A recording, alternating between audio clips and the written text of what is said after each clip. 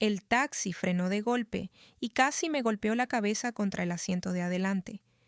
El conductor maldijo algo entre dientes mientras yo me ajustaba el cinturón, aún mareada por el olor a tabaco frío que impregnaba el coche. «Llegamos, no, señorita», dijo con un tono que no invitaba a réplica. Pagué con un billete arrugado y salí tambaleándome. Las piernas me temblaban como si hubiera corrido un maratón. La casa de mi abuelo se alzaba frente a mí, blanca bajo el sol de Sevilla, con esas macetas de geranios que siempre olían a verano. Pero algo andaba mal. Mi abuelo estaba en la puerta con los brazos cruzados y una expresión que nunca le había visto: furia contenida.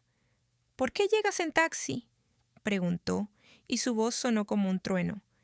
«¿Qué pasó con el coche que te regalé por tu cumpleaños?». Me quedé helada. El coche, el maldito Cid León rojo que me había prometido, el que nunca apareció. Sentí que el suelo se movía bajo mis pies. «Abuelo, yo», balbuceé.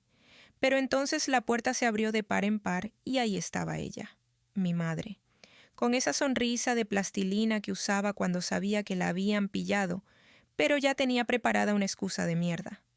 «Ah, papá, no te preocupes», dijo, acercándose como si nada, como si no acabara de soltar una bomba. Alba no lo necesitaba. Pedro sí. El mundo se detuvo.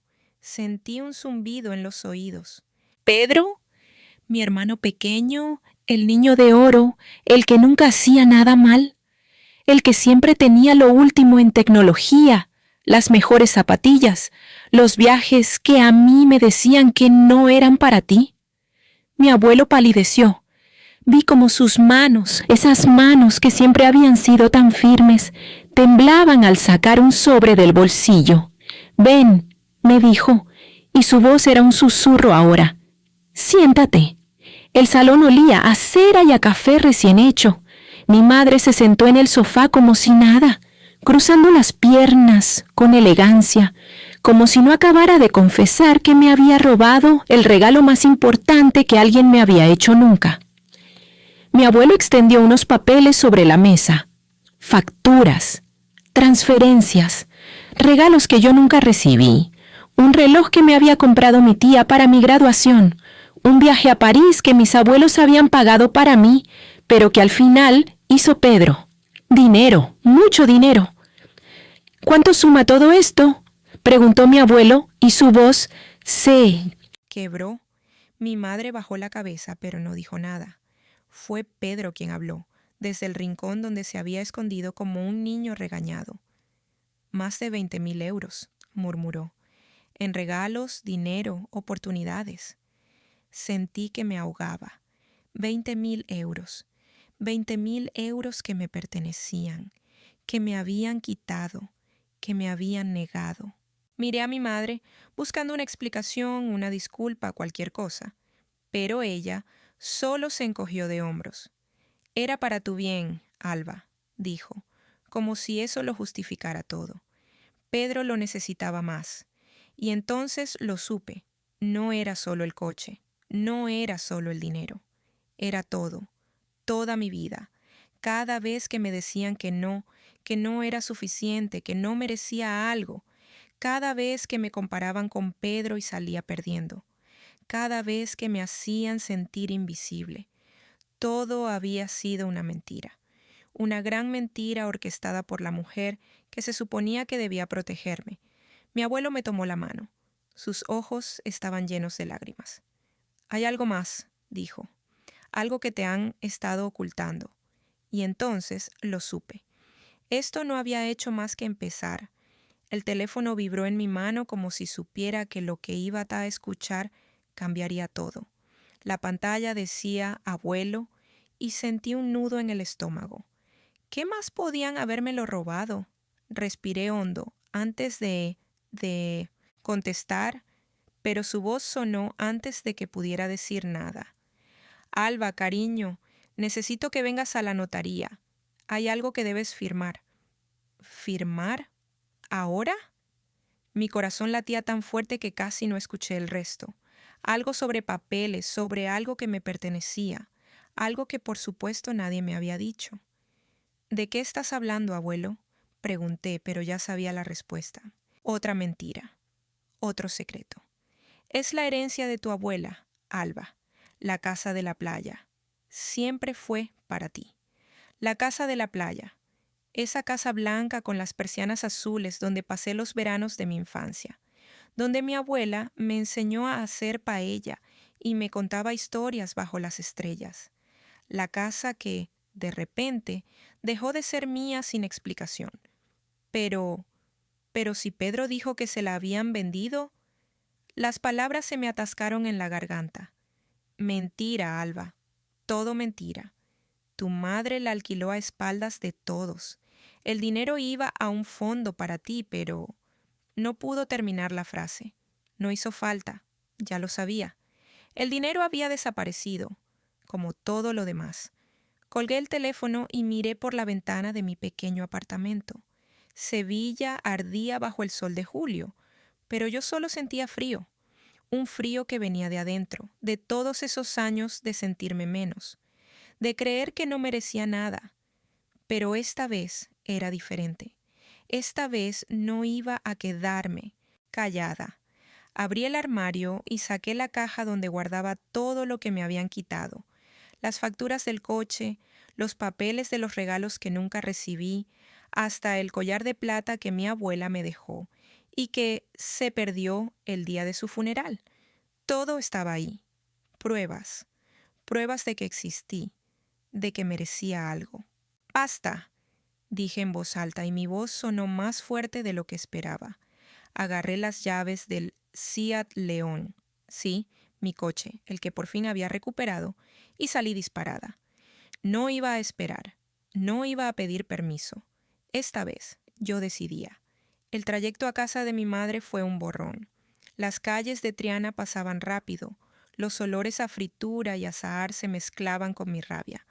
Cuando llegué la puerta estaba entreabierta, como siempre, como si supieran que iba a llegar. «Mamá», grité, y mi voz resonó en el pasillo. «Mamá, sal ahora mismo». Soledad apareció en el salón con ese delantal de flores que siempre usaba para fingir que era la perfecta ama de casa. Pero esta vez no me engañaría. «Alba, ¿qué haces aquí?», preguntó, pero su voz tembló. Sabía por qué estaba allí. «¿Qué hago? ¿En serio?». Reí, pero no era una risa de alegría. «Vengo por lo mío, por todo lo que me has robado, la casa, el dinero, los años de creer que no valía nada». Pedro asomó la cabeza por la cocina, pálido. Por primera vez en su vida no tenía nada que decir. «Alba, no es lo que parece», empezó mi madre, pero la corté. «No, no más excusas, no más, es por tu bien. ¿Sabes que es por mi bien, mamá? Que me devuelvas lo que es mío», grité, y sentí que algo se rompía dentro de mí, algo que llevaba años conteniendo. Soledad se sentó en el sofá como si de repente no pudiera sostenerse. Por primera vez vi miedo en sus ojos, miedo a mí. «No puedo devolverte el dinero», susurró. «Lo usé para pagar las deudas de Pedro». «¿Deudas? ¿Qué deudas?». Pero entonces lo entendí. No era solo favoritismo, era algo más oscuro, algo que los había arrastrado a todos. «No me importa», dije, y esta vez mi voz fue fría. «La casa. Quiero la casa. Y quiero que firmes los papeles ahora mismo». Mi madre asintió, derrotada. Por primera vez en mi vida había ganado. Pero cuando salí de allí, con los papeles en la mano y las llaves de la casa de la playa en el bolsillo, no sentí alegría. Sentí algo más profundo, algo que dolía, pero que también me liberaba, porque esta vez, por fin, había luchado por mí, y nadie me lo quitaría. Las llaves del Cid León pesaban en mi mano como si fueran de plomo. El coche brillaba bajo el sol de la tarde, rojo como la rabia que aún me quemaba por dentro. Pero hoy no era día para rabia, hoy era día para empezar de nuevo. «¿Segura que quieres hacer esto?», preguntó mi abuelo, apoyando una mano en mi hombro. Su voz sonaba preocupada, pero sus ojos brillaban con algo que no había visto antes. Orgullo. Asentí sin decir nada. No necesitaba palabras. Ya había hablado suficiente. Había gritado, había llorado, había exigido. Ahora tocaba actuar. El motor rugió cuando giré la llave. Un sonido nuevo, potente, mío. Por primera vez en años, sentí que algo era realmente mío. Sin trampas, sin mentiras, sin manos ajenas, quitándome lo que merecía. Vamos, dije, más para mí misma que para él. El trayecto hasta la casa de la playa fue un borrón de colores y olores. El aroma a sal se mezclaba con el de los pinos a medida que nos acercábamos a Conil. Cada curva, cada recta, me acercaba a algo que creía perdido para siempre. Cuando llegamos, la casa seguía igual, blanca, con las persianas azules que tanto me gustaban. El jardín estaba un poco descuidado, pero eso no importaba. Lo importante era que estaba ahí, esperándome. «Es tuya», dijo mi abuelo entregándome un sobre. «Los papeles están todos en regla. Nadie puede quitártela». Abrí el sobre con manos temblorosas. Allí estaba, en letras negras sobre blanco, mi nombre. Alba Martínez López, dueña y señora de esta casa, dueña de mi vida.